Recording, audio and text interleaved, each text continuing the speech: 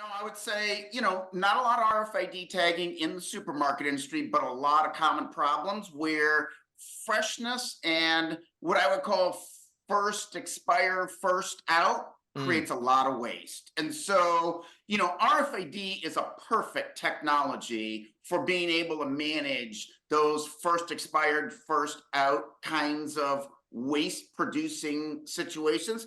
I think the other thing that I also want to be mindful of is RFID can have a lot of value when it's tagged at the case level, and you don't have to tag. Nobody's expecting people to start tagging heads of lettuce. And so, right. how do you leverage, right, the packaging that things come in to be able to use RFID for traceability and the things that every supermarket CEO knows are problems that could bite them if they don't understand what they got and where it came from. Got it. Okay. All right, Marshall, back to you now. So same question, but for the drugstore industry. If you're a drugstore chain that hasn't utilized RFID, what would you tell them, Marshall?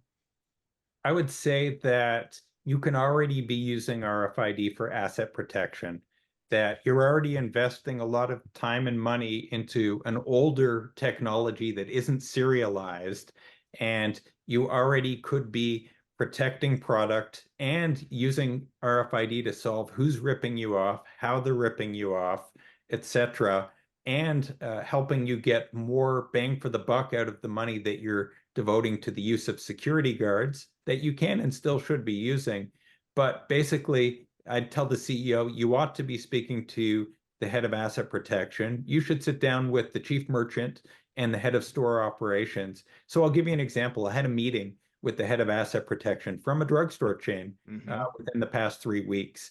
And they mentioned that they are starting to remove they're starting to de-emphasize the use of the older sensor tags, the labels that aren't serialized. And where right now they're asking their store to spend time and money putting on these labels because they're not getting the bang for the buck. Right. What's the point of them if they're not doing anything, right? And Yeah. here's the key thing. I ought to have mentioned it earlier.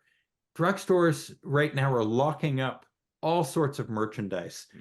Their trading partners, the brands, obviously hate that.